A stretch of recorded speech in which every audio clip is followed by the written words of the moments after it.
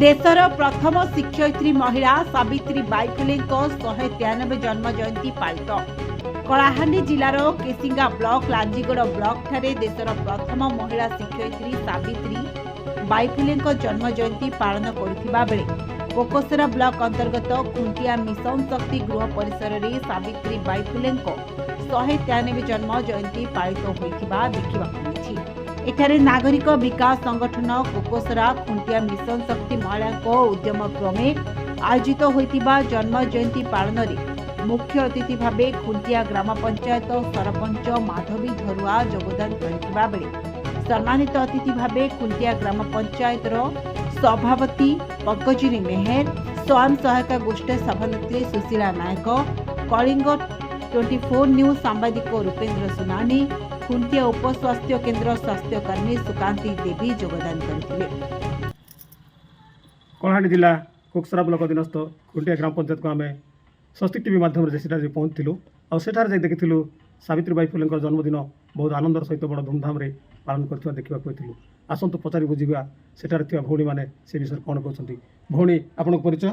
मो ना बीणा पानी सुनानी, मोर गाँ है खुंटिया आउ मु नागरिक विकास संगठन रे उर्मी लीडर हिसाब से काम करुछि। आज आम खुंटिया ग्राम रे 193तम सावित्री बाई फुलेଙ୍କ जन्मदिन पालन करिथिलु बहुत आनंदर सहित एवं एही दिवस रे महिला मानकर मौलिक अधिकार विषय रे बुझाई दिया जाइथिला एवं केमिति सचेतन हेबे शिक्षा उपरे सेति बुझाई देबा समस्त उपस्थिति रे बुझाई दिया जाइथिला। बहुत सुंदर। आम गण रे असंते नागरिक विकास संगठन रो टीम लीडर से विषय कौन कहते सर आपण परिचय। मोर ना हूँ उपेन्द्र सुनानी, कोकसरा ब्लॉक संयोजक नागरिक विकास संगठन। आज आम खुंटिया गाँव में बहुत सुंदर भाव में क्रांति ज्योति सावित्री बाई फुलेଙ୍କର जन्म जयंती को आम पालन करूँ।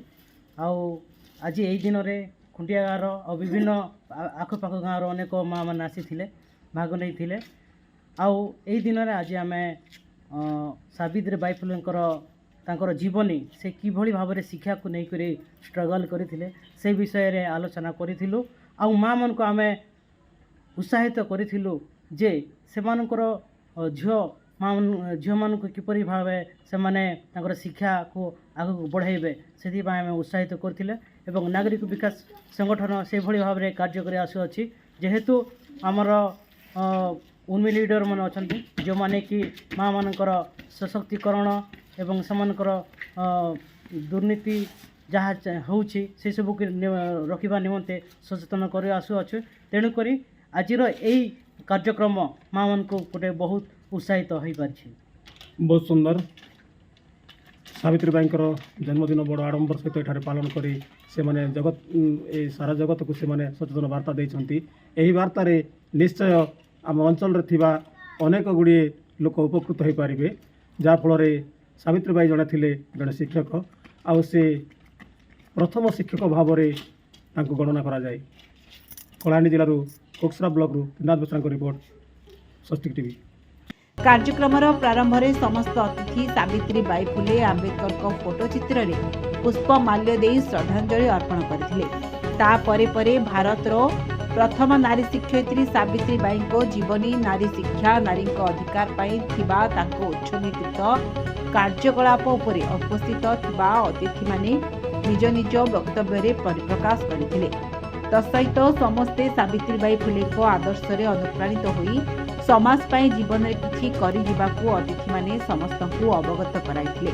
पालित होइतिबा ए जन्म जयंती को संगठन रो वुमेन फेडरेशन मैनेजर कल्याणी दास, ब्लॉक संयोजक उपेन्द्र सुनानी, मुक्ता ठाकुर, प्रेमशिला पाणिग्राही, बीणा पानी सुनानी, टिकेमणि सुनानी, गीतांजलि गोपाल, केतकी मेहर, रोहिता पटनायक परिचालन में सहयोग करथिले।